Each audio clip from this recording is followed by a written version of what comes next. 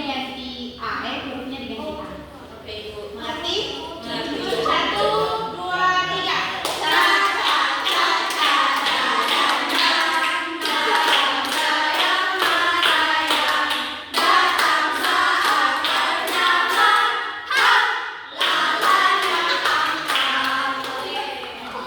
Terima kasih, boleh duduk.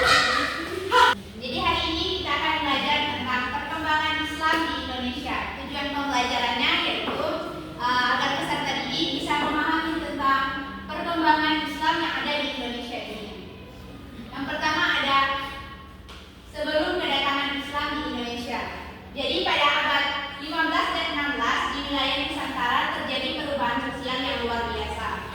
Perubahan sosialnya yaitu persebaran agama Islam beserta sistem politiknya yang ditandai dengan adanya perubahan keyakinan keagamaan dari masa kejayaan Hindu-Buddha ke masa perkembangan agama Islam. Nah, perubahan-perubahan tersebut dilatar belakangi oleh latar geografis, keyakinan masyarakat, politik, dan pemerintah, perekonomian, dan perindustrian, sastra, dan kesusastraan. Selanjutnya ada jalur masuknya Islam di Indonesia. Jadi jalur masuknya Islam di Indonesia pada umumnya berlangsung melalui dua proses, yaitu dengan pertama penduduk pribumi berhubungan dengan agama Islam, kemudian menganutnya, dan yang kedua orang-orang asing Asia seperti Arab, India, dan Cina yang telah beragama Islam. Kemudian mereka bertempat tinggal secara permanen di situ dan melakukan perkawinan campuran dan mengikuti adatnya. Terus ada 4 teori tentang Islam, yaitu ada teori India, teori Arab, teori Persia, dan teori Cina. Selanjutnya ada strategi dakwah Islam di Indonesia, yaitu masyarakat Asia Tenggara telah mempunyai peradaban yang tinggi sebelum kedatangan Islam.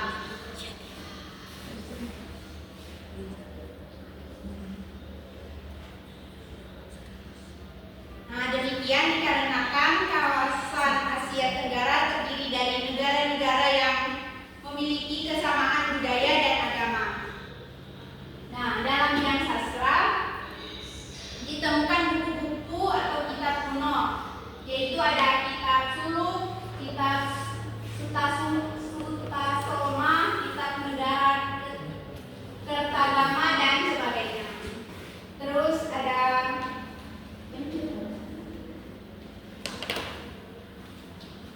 proses masuknya Islam di Indonesia, yaitu dengan perdagangan, perkawinan, politik, pendidikan, kesenian, dan tasawuf. Terus yang terakhir ada fase penyebaran Islam di Indonesia, yaitu menurut Hasan Mu'arif Ambari ada 3. Ada tahap kehadiran pedagang Muslim sebelum abad ke-13 Masehi, ada tahap terbentuknya kerajaan Islam 13 sampai 16 Masehi, dan tahap pelembagaan Islam. Nah, itulah tadi materi tentang perkembangan Islam di Indonesia. Sudah paham? Paham, Bu. Karena anak-anak sudah paham dengan materi tersebut, Ibu akan membagikan kertas untuk mengetes pemahaman tentang materi ini.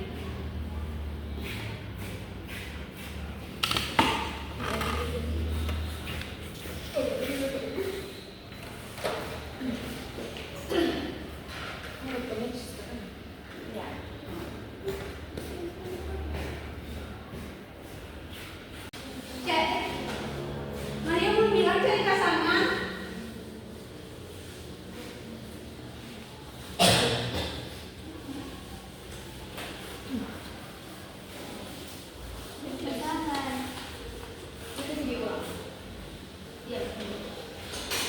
Jadi karena kertasnya sudah Ibu bagikan, Ibu beri waktu 2 menit cari pasangan. Jadi jawaban sama pertanyaan. Cepat.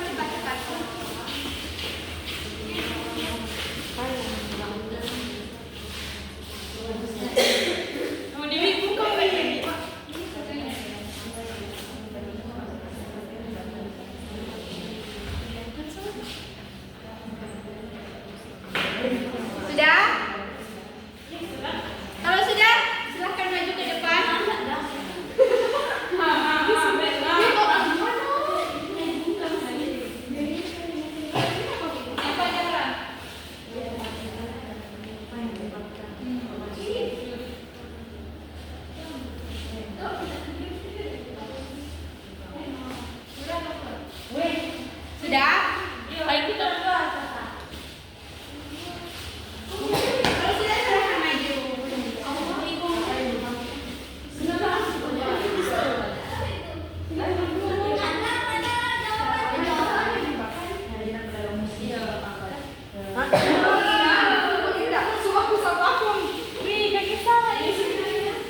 Bagaimana orang-orang asing yang membantu penyebaran Islam di Indonesia? Orang-orang asing. Apa Anda tidak tahu tujuannya di mana? Ini Pak. Pasti saya ini lupa cara register. Nah, jadi ini apa? Bukan siapa?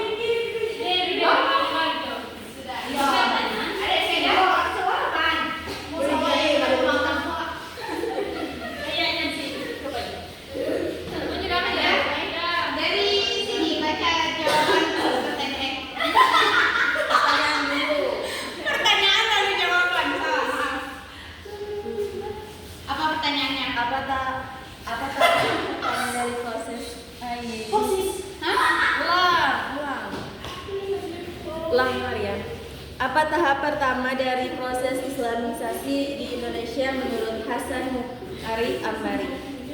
Jawabannya secara periodik, bertahap, dan dengan strategi dakwah yang damai menyesuaikan diri terhadap adat istiadat penduduk tanpa paksaan dan kekerasan.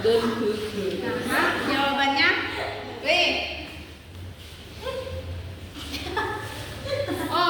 Jadi jawabannya apa? Salah. Yang di bagian B. Kemudian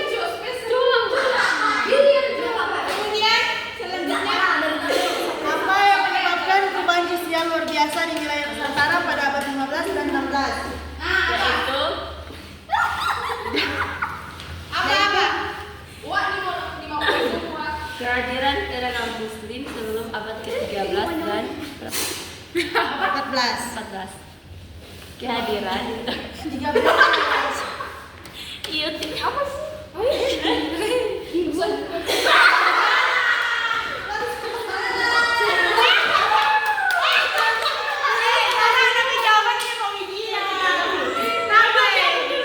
Kehadiran pedagang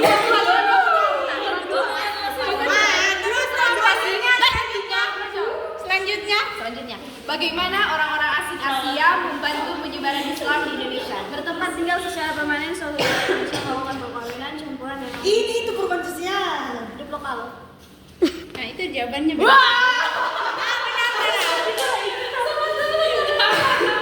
Terus selanjutnya. bagaimana cara penyebaran agama Islam di Indonesia? Penyebaran agama Islam beserta sistem politiknya yang ditandai dengan adanya perubahan keyakinan keagamaan dari masa kejayaan Hindu-Buddha ke masa perkembangan agama Islam.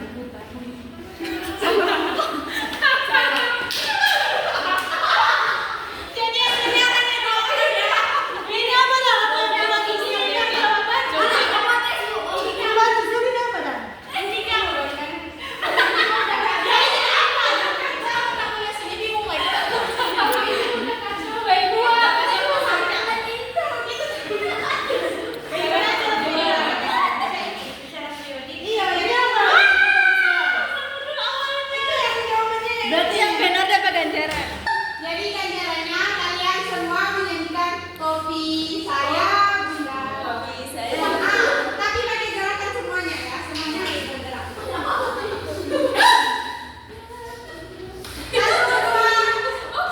2, 3. Kopi saya, Bunda. Bunda, kopi saya. Kalau tidak bukan kopi saya. Jadi kesimpulan dari materi tadi yaitu proses masuknya Islam di Indonesia melalui interaksi perdagangan dan budaya serta disebarkan melalui strategi dakwah yang damai dan adaptif terhadap adat lokal. Cukup sekian pembelajaran kita pada hari ini. Untuk menutup pembelajaran hari ini, Ibu minta seseorang untuk berdoa. Salsa.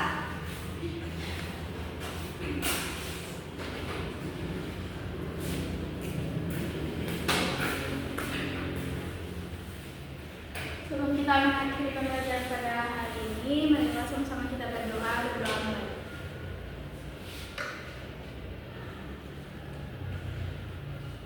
Berdoa selesai. Terima kasih Salsa. Sama. Setelah tadi pembelajaran kita hari ini, karena waktu kita sudah habis, cukup sekian. Apabila banyak kesalahan, ibu minta maaf. Wabillahi taufiq wal hidayah. Wassalamualaikum warahmatullahi wabarakatuh.